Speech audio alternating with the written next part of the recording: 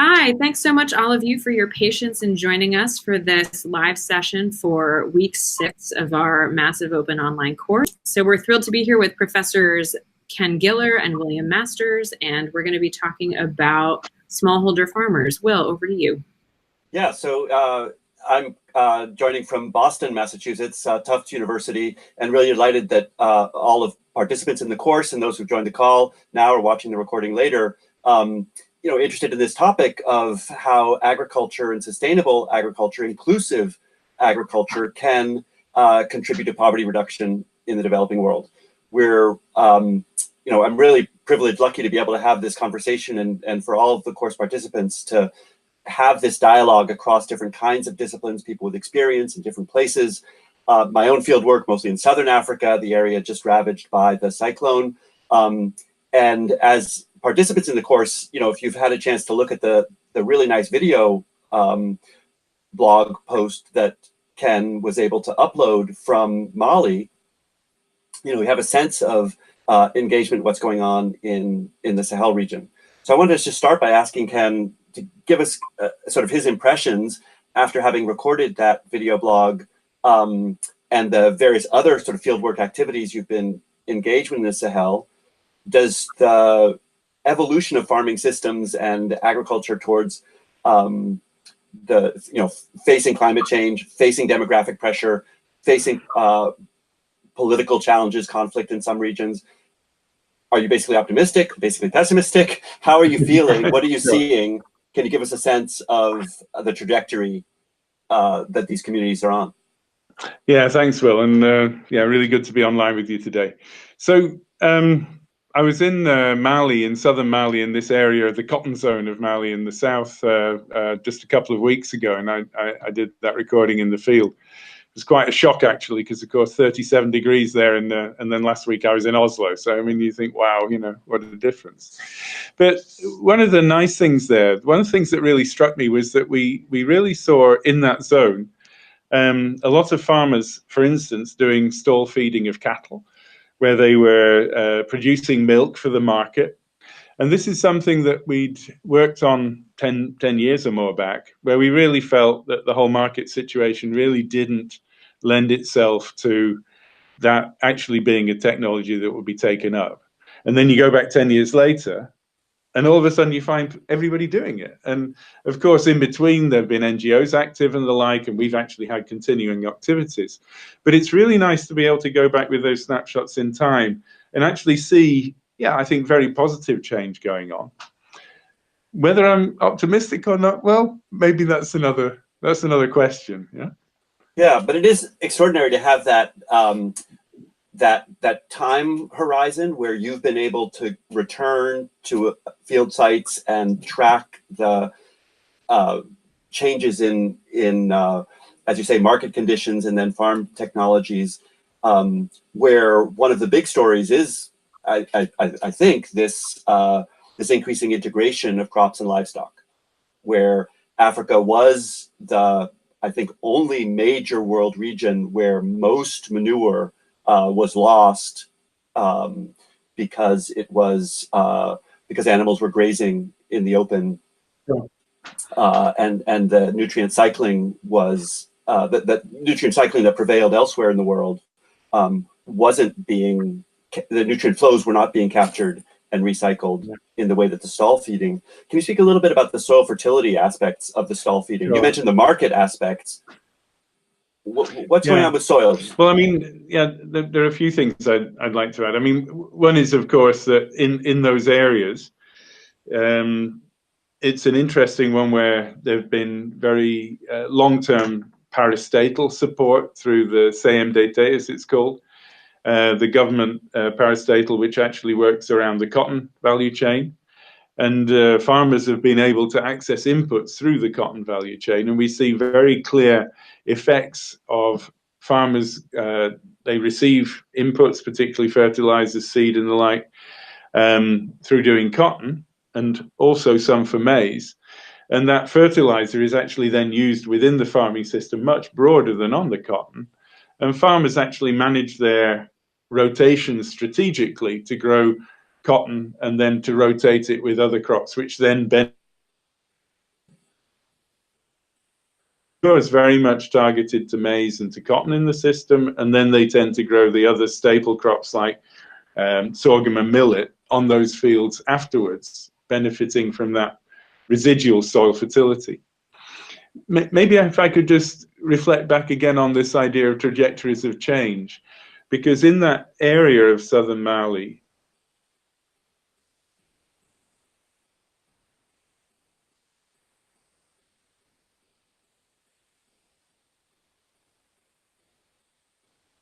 Signal has frozen. I've actually lost Ken. I don't know if others have. is that there was clear progression of many farmers really doing better, accumulating more cattle. As they accumulated wealth, they were investing that in cattle, so they'd have more manure as well, but more traction.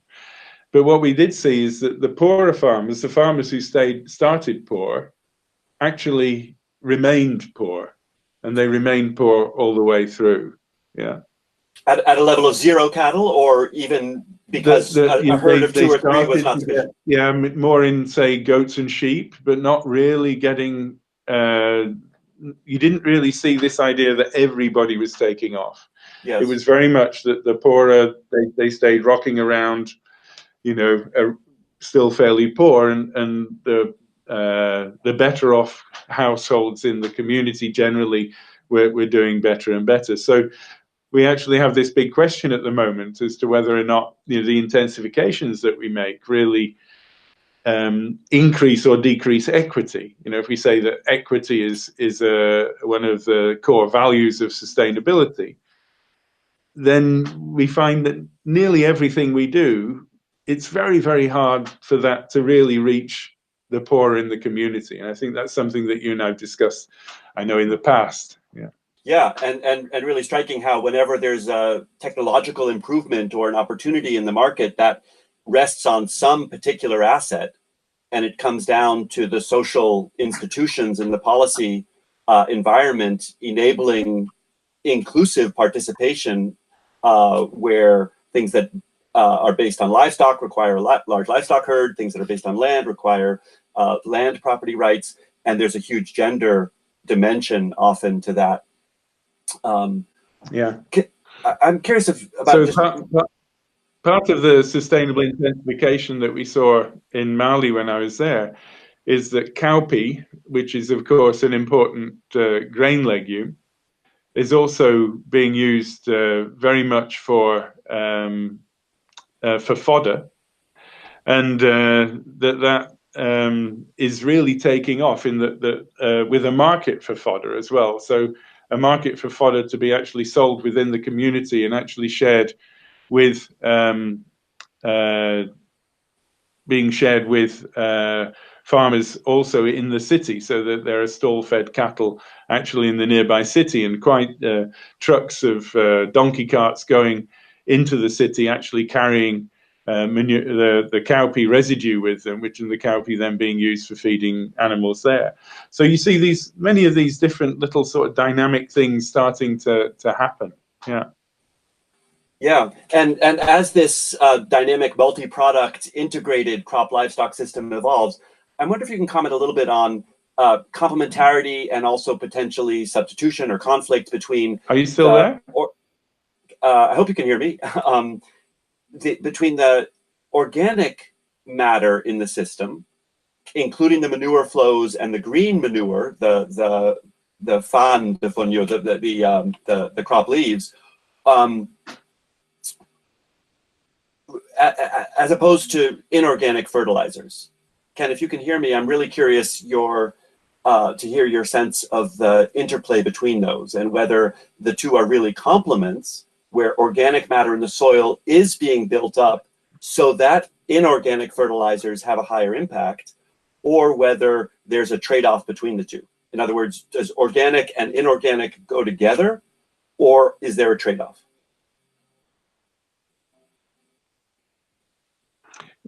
You know, sorry, I mean, it looks as if I've got some problems with connectivity here. I had to switch from my laptop because we couldn't hear each other properly. but the signal keeps dropping away actually for me. So I'm afraid I missed half of your question there, Will. I'm afraid. So I was asking about the potential synergy, the dynamism, as you were talking about dynamic change in the system, between soil fertility from organic fertilizers, both manures and the and green manures, and the application of inorganic fertilizer. Do you see these two going together? Is soil quality improving in these zones?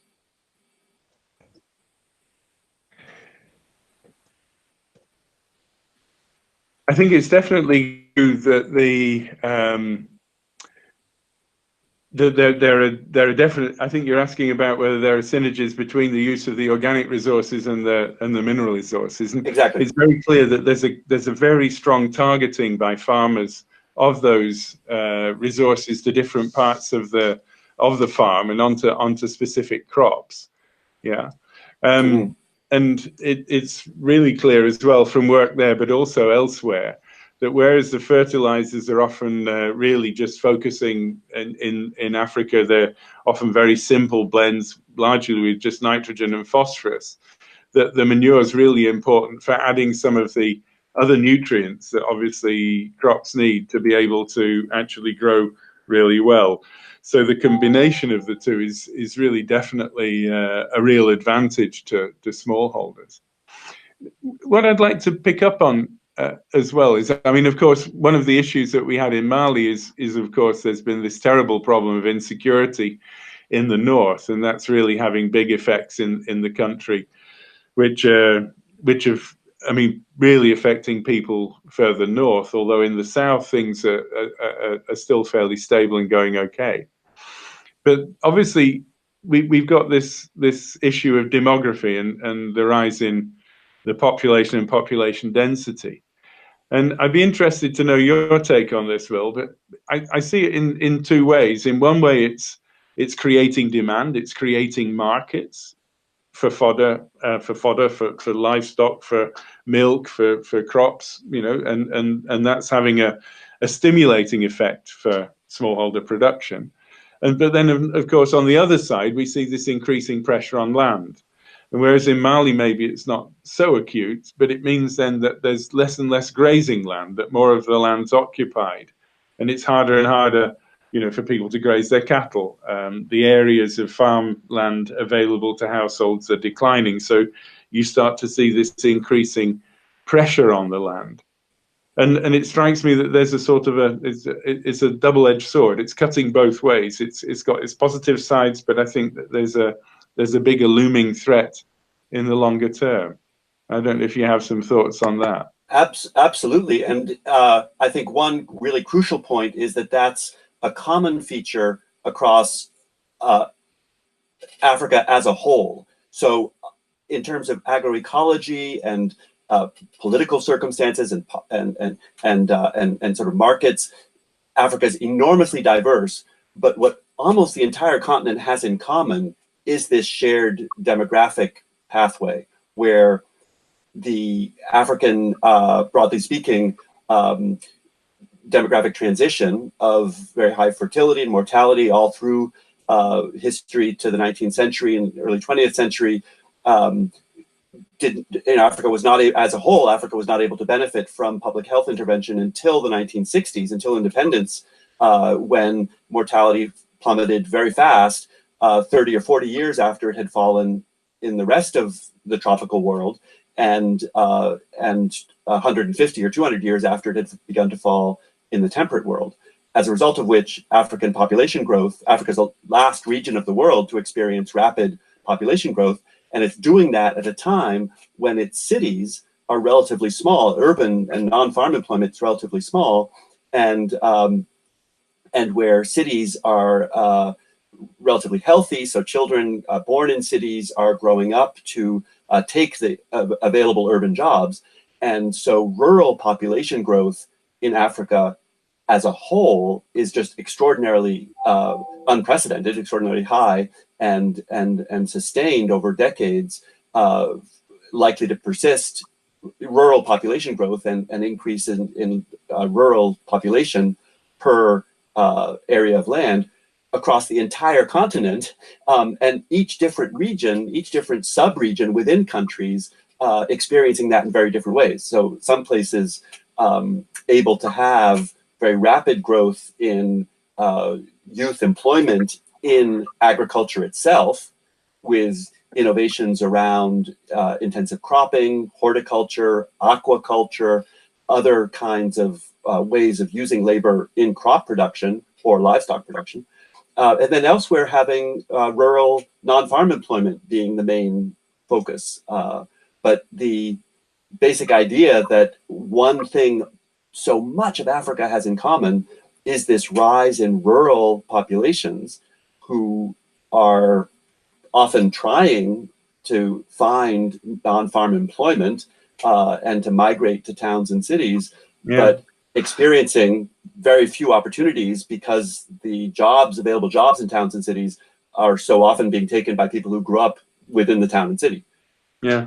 So one graph of yours that really always sticks in my mind was a graph that you prepared, I remember, on FAO, based on FAO data, where you showed that irrespective of the size of farm, and sizes of farms going from like 1 hectare to 10 hectares to 100 to 1,000 hectares or more, that the number of people actually working those farms in terms of full-time labor actually stayed pretty constant, even though the size of farms went up and up and up. And of course, that's due to this substitution of manual labor through mechanization. But what that would tend to indicate is, of course, that agriculture doesn't necessarily create a huge number of jobs. So where does that leave us, really, with that idea that you're talking about of, people wanting to, young people in the cities taking the jobs that are available? So where does that leave us with this whole question of youth in agriculture in relation to smallholder production? Yes, that is an absolutely extraordinary fact about the agri-food system, is that the vast majority of crop production is done by family farms. So that chart that Ken, you were referring to, distinguishes between family members and full-time hired workers who might be employed by an investor-owned farm. And the observation is that everywhere in the world, from the tiniest rice farm in Taiwan to the largest rice farm in Mississippi of the United States, to a rice farm in the Senegal River Valley in West Africa, they're all family operations. And similarly, whether it's a cotton farm in the south of the United States or a cotton farm in Mali, it's a family operation. In the United States, it might be 500 hectares and a millionaire cotton farmer, whereas in Mali, it might be a smallholder operation, much lower level of income. Similarly, thinking of grain farms, you go from Australia at 20 or 30,000 hectares to Argentina, to Africa, and you'd see the full range. And in all these cases, it's a family operation. So the number of workers is the family members. Of course, in the Sahel, family sizes are quite large, often with extended family members who may not actually even be blood relatives, but join the household to have a household compound of 20, 30, 40 people, in parts of the Sahel. Whereas in as fertility rates fall, you might have just 2 or 3 family members working on the farm. So it really comes down to inclusive agricultural growth and having the farm population gain access to the farm resources, whether land is distributed, access to land is equitable, access to grazing resources equitable, and then for those who don't have ownership of livestock or land, are there access to rural non-farm employment in the sense of agricultural trading activities, agro-processing, and retailing and services in the rural areas. So it becomes a really crucial issue whether rural development is managed in an inclusive manner if Africa's increasingly scarce land is controlled by, frankly, elites who, because they're members of a military or members related to individuals in government, or just have accumulated wealth, if they're able to hoard land and control land, then that rural population growth will be forced into landlessness, as it was in Asia, and of course in Latin America. So the stakes are very high for Africa to have a inclusive development pathway that absorbs this rural population growth in the family farms. It's an amazing story. Well, so I know that one of the interventions that I've heard about from the African Development Bank and others is that they've been looking to fund what they call nucleus farms. So farms which would be larger, 100 hectares or more, with mechanization as a way of trying to sort of stimulate the rural economy and get the input and output markets going. So this idea of anchor farms or nucleus farms with then outgrowers around them who could actually then be assisted to join in the value chain that's then created from these larger farms. Do you have any thoughts on that as a development trajectory? Because it seems to be one that's gaining some prominence. Yes, there's a long tradition throughout the 20th century of efforts to have agricultural development with nucleus and outgrower or anchor and periphery farms. And the story is fairly straightforward in that when there's a scale economy from some kind of machine, or often a transportation, a truck size has scale economies, or any agro-processing. So the most extreme cases are sugarcane, tea, and to a considerable extent palm oil, sometimes rubber. Those are things where on-site processing can be very valuable. And in those cases, absolutely, having a nucleus estate or plantation that operates that machinery with the scale economy, that can make it possible to have a tea plantation, a sugar operation, and so forth, where otherwise it wouldn't be possible. But if it's about something that's divisible, that can be divided, subdivided onto smaller and smaller plots, such as seed, fertilizer, water, agronomy, and marketing, then the evidence is overwhelming that an inclusive strategy with owner-operated, self-motivated household farming units, family farms, because of that self-motivation and local knowledge, they know what's happening on their plot every day from the before dawn to after sunset, and they can anticipate variation in soil moisture, they can anticipate variation in pest pressure. That's what's driven the overwhelming transition in places that used to have slavery or serfdom or colonial control of labor, in systems that employed layers of supervisors to try to force workers to keep tropical crops like coffee and cocoa on plantations. Those have all given way to family operations. So those nucleus and mechanized systems, if they're just displacing smallholders, will not lead to sustainable economic development unless there's a scale economy to be had, right? Some kind of machinery at the heart of it.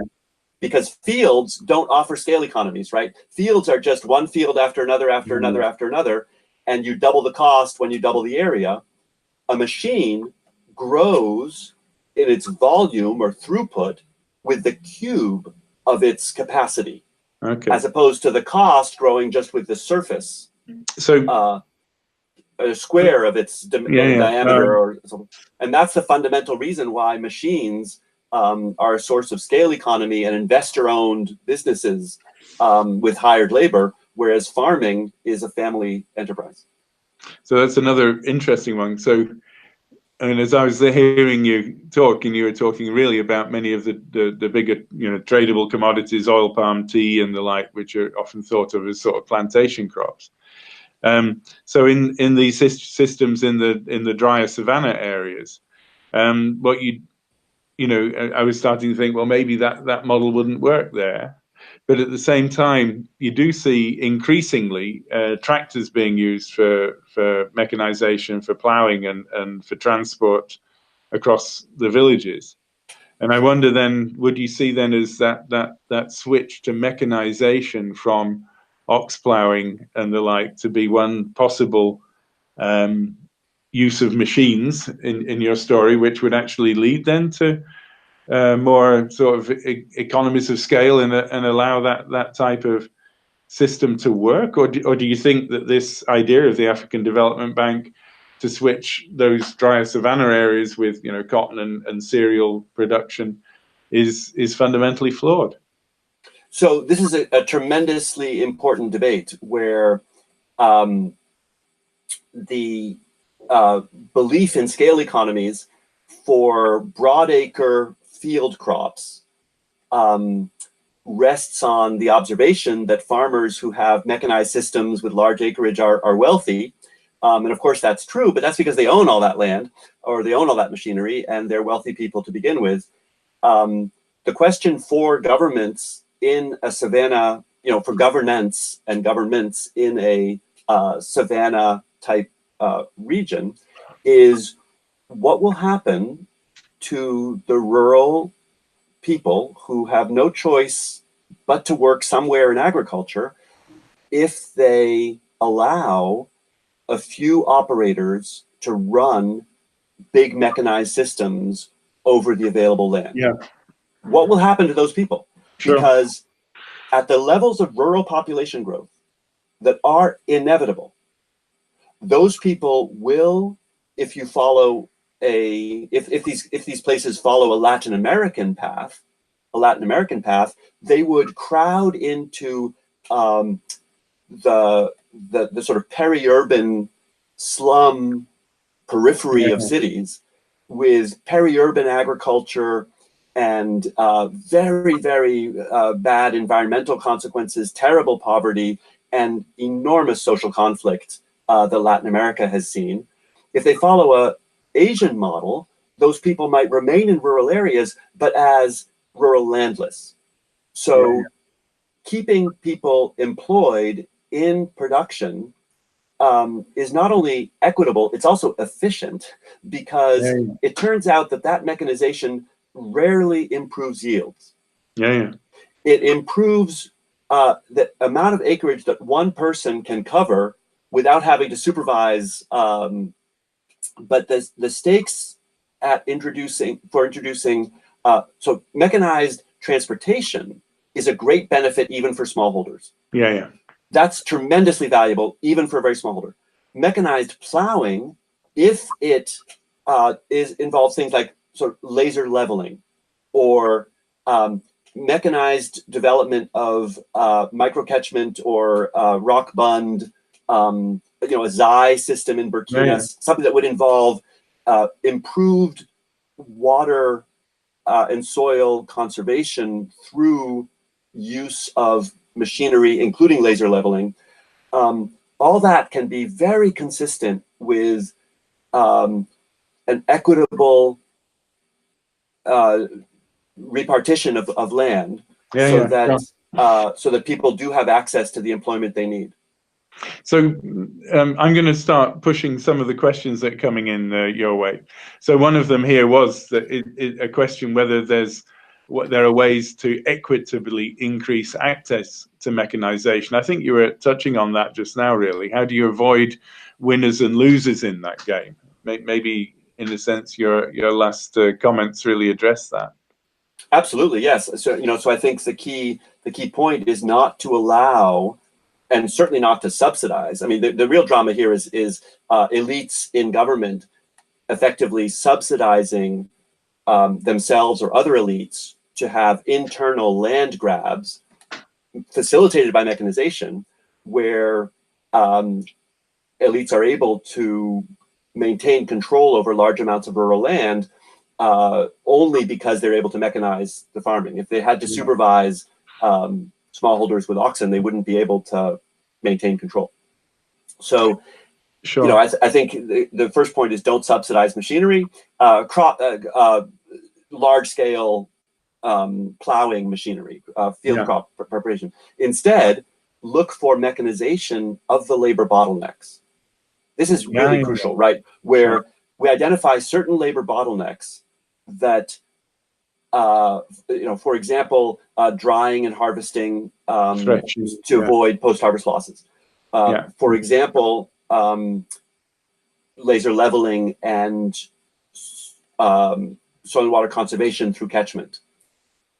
Those kinds of mechanization are tremendously valuable for landscape evolution to go from large farms with long fallows and widespread public open grazing to increasingly small farms with crop livestock integration and both inorganic and organic fertilizers raising yields, as well as labor being absorbed by the animal system, with markets for eggs, markets for milk, markets for meat.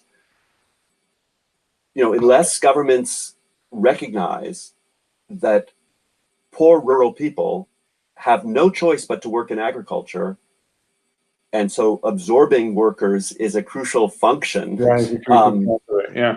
It's very hard to push back against elites who seek to control rural land through mechanization. But that is what it is. When people want a tractor subsidy, when they want long-term leases on land, they will promise high productivity, but it comes at the cost of rural poverty. Sure. Really interesting points. Now, there's a series of questions coming in. One here. When it comes to lifting resource-poor smallholders out of poverty, should governments invest in agronomy, education, infrastructure, markets, or what? What would your first choice be, Will? Yeah, this is definitely an all of the above situation where these things are complements. These things are multiple sides of scissors that where you can't say one blade of the scissors does the cutting. Rural people need education in order to make use of innovations in agronomy so that they can have transportation on rural infrastructure to bring things in and out. And those are manifested in markets. So a government that tries to do just a few things will find sharply diminishing gains from them. Many African countries have found that road building is tremendously valuable, and others have built roads on which people walk because the other complements just aren't there yet.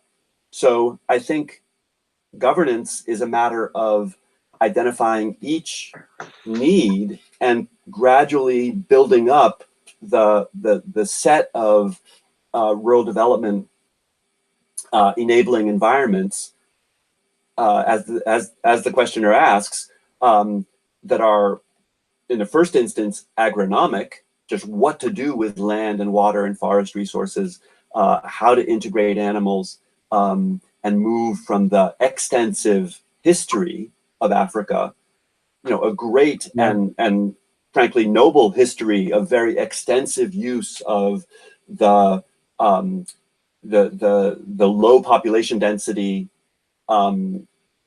Africa, in which people needed to have a lot of mobility for agropastoralists to move around and work the land together, to evolving imperative to be much more densely populated in rural areas, which in the face of climate change is all the harder and requires a lot of agronomic innovation, as well as the infrastructure, market development, and so forth. So it's an all of the above situation. So I think there are a couple of other questions here. One from Natalia Palacios, who's asking about really about how do we reach the poorest of the poor, and another one, Maria Spink, who's saying, well, if it's so hard to change the trajectories of change for rural poor, well, how do you stop rural landlessness? Is that just education? I mean, it's going a bit deeper, I think, into the things you've been touching on already. And, you know, is in the end, is sustainable intensification going to hack it for the poorest of the poor? Right. No, I think it's very important to be asking that question and recognizing its importance, that as every innovation and opportunity comes along, only some group of people will be lucky enough to own that land in that circumstance, have those animals to take advantage of it, and there will be people left behind. Now, I think it's so important to remember that the overall context for the bulk of Africa, not everywhere, but a majority of the continent, is now roughly 15 years into the takeoff of Africa's Green Revolution after 2000, after the devastating years of the 70s and 80s, and the sort of partial uneven recoveries of the 90s.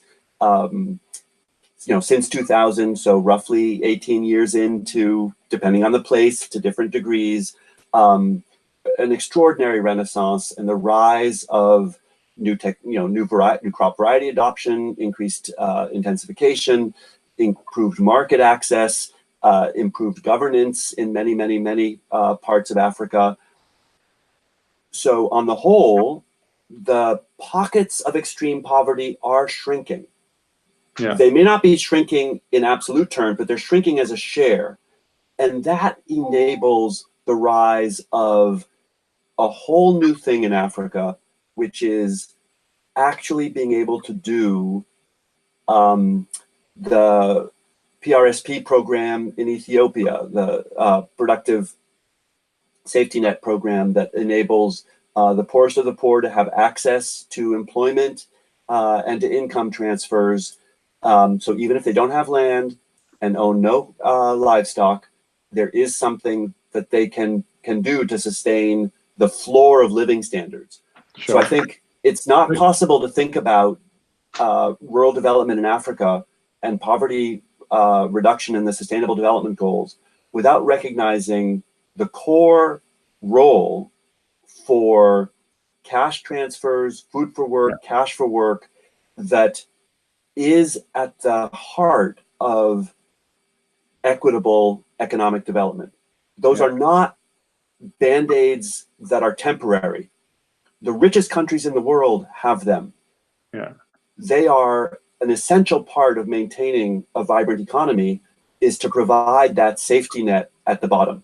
And that safety net at the bottom can rise gradually and help those who do have opportunities because of land ownership, livestock ownership, and education to take advantage of market opportunities. Yeah. If you don't have the safety net, it's very hard for the rest to grow.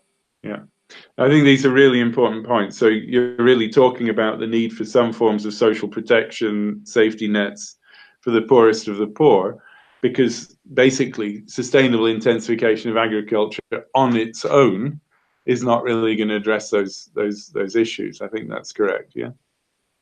Yeah, and you can think of development as a kind of multidimensional set of curves in time, and also distributions in the population, where what the local community, including governments, local government and national governments, are able to do in terms of safety nets and social insurance, social protection for the bottom, really helps to lift up the whole distribution of others. We found that cash transfers enable rural entrepreneurship. Social safety nets enable risk-taking, enable people to and create the markets that allow others to use the land and labor that they might have very productively. So a follow-up question from Maria is, can you give some examples of governments which you think have maybe been successful with their agricultural policies? So you mentioned Ethiopia, which is often held up as a country, I think, with fairly rapid agricultural growth and productivity growth over the past years. But are there other examples as well of countries where you think that they've been successful with their agricultural policies? Sure. I mean, Rwanda is often cited as a great case in point, and several others. I think I want to be, the first thing I want to say though is, I'm speaking from the United States, where the United States is a country that had one of the first major sort of democratic constitutions in the world, tremendous success with a number of very important institutions, and then having just huge challenges to maintaining that. And I think similar trajectories of 2 steps forward, 1 step back, success in one area, but not another. We all have to be really humble about whether any one country is a role model for everything. Yeah. We need to be drawing examples from here, there, and somewhere else. Where go to Dar es Salaam, there's a pretty good urban bus system. Yeah. You go to Addis, there's an interesting urban tram. You go to other societies, they'll have very good water management, for example. Yeah, sure. The idea that there's one great success story, I think, is a pernicious and unhelpful approach. There are no heroes in every dimension. We just need to learn from each other as a global community. We've got a number of other questions I'd like to bring on. I've got an eye on the time, so we've only got really another 5 minutes or so to go. Michelle Monroy is asking for publications on safety nets and social protection, but I guess we can maybe put some of those on a discussion forum afterwards. You mentioned the United States, and there was a question earlier which was saying, well, what about access to farming, getting into farming? Even in the US, many young people say they'd love to farm, but they can't get into farming. So how can we address this issue of the aging of farmers on the one hand, where we see inexorably all across the world farming not being particularly popular and farmers getting older and older and older? And yet there are some younger people who love to get into farming and they don't have the opportunity. Do you have some suggestions there? I think the main suggestion is realism. So after university, I went to teach secondary school in Zimbabwe, where every single one of my several hundred students, I was teaching in a rural area, every single one of them grew up on farms and wanted to leave them. And then I was teaching at American Agricultural University, where only about 1/10 of my students had grown up on a farm, but about half of them would have loved to get into farming if they could. The difference, of course, is that in America, farmers are richer than non-farmers. And in Africa, in Zimbabwe and much of Africa, all of Africa, they're quite a bit poorer, poorer than other people in their society. And it's only very recently that American farmers became richer than non-farmers. But everywhere in the world, whether it's those Zimbabwean settings or all the way through to the United States, most farmers are children of farmers. The cost of buying land, acquiring land, is almost always more than one can pay back to a bank loan, for example. So people have had to inherit land, inherit lives, inherit an operation. There are exceptions, but very few, meaning that roughly 90% of farmers are people who grew up on farms and inherited the land, inherited the skills, the techniques, and so forth. It's just being realistic about this is the most important thing. In the United States, because we've had rapid growth in farm technology and opportunities, we haven't on average had any decline in the number of farmers, any significant decline. We've had some, but it hasn't been anything since the 90s, since farm and non-farm incomes roughly equalized. So once one recognizes that agriculture is a vocation that people are born into because they inherited land, inherited a rural livelihood, and the question is how best to serve that rural agricultural population, we understand farming, I think, in a much better, clearer way. Yeah.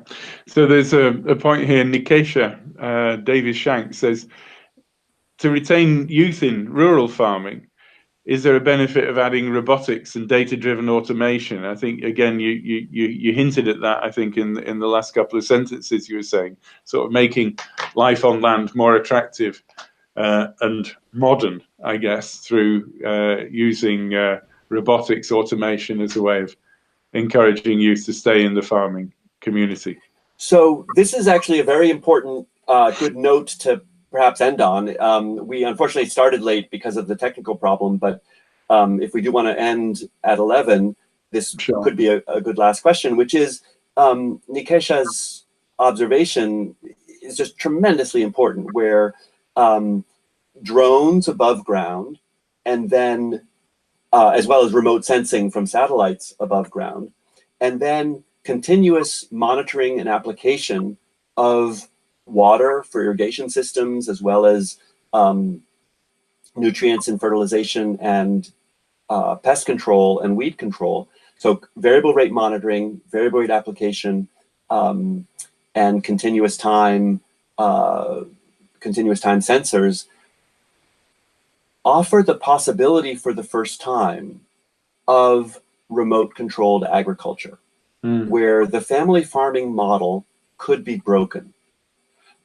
And it could be broken by this possibility of algorithmic farming, farming by algorithm, farming by computer, which was never possible before because you needed a family farmer on site to feel the soil, smell the air, have us spot the pests, spot the rust on a plant early, and know what action to take based on their understanding of that particular place and time. And if this modern high-tech agriculture, ag tech, takes off, then that does profoundly change rural development and potentially spell an end to the long era of family farming, because it would be possible for a firm, a company, to farm vast acreage by computer. So I think there's a lot of tech in agriculture that's consistent with family farming. That would involve some of the things we've mentioned already, like laser leveling, and most of that tech is genetics. So the billions and billions of dollars of R&D in modern crop seeds, that's the real thing that has brought late 20th and 21st century technology. If Africa can not only have access to state-of-the-art genetics through conventional breeding, but also increasingly gene editing to have faster and faster development of more location-specific new varieties. Crop genetics are the highest of high tech, embodied in an inexpensive seed that gets multiplied by local seed companies, local seed multiplication. But genetics is the highest of high tech, and then bringing in laser leveling, remote sensing, bringing in, but if it's consistent with family farming, then it's consistent with rural employment and inclusive rural development. But if it becomes something where a big man, a big woman can control vast acreage with computing and hired labor, then Africa faces a demographic challenge of absorbing workers without having their own farm that's actually unprecedented in history. That would be a nightmare scenario. I don't think it's likely, because farming by algorithm has not displaced family farmers even where it's most mature, meaning the United States Midwest, where people have enormous troves of data and a very precise application and sensing, so that precision agriculture is the norm across the US Midwest. But it's so far not induced any of these millionaire landowners to get off their own tractor. Sure. They drive their own multi-million-dollar rig with its full complement of electronics. because they're not quite ready to fly by wire. They're not ready to give up personal oversight of their farm. And so far, all of this tech has been consistent with family farming. But the day that it becomes possible to run, 500,000 or 1 million acres from a console with computer screens, then we're in a different world. But I don't think that's happening yet. So it's not happening yet. And then, of course, the big question is, what do we want, isn't it? Anyway, I think we need to wind up there, Will. Real fun to talk to you. And I hope that different course participants will follow up on some of the discussion boards, and we'll be able to post some references there if there are particular topics. So thanks from my side. Thanks to you, Will. Really interesting discussion. Excellent. Thank you, Ken. And thanks to all the participants online.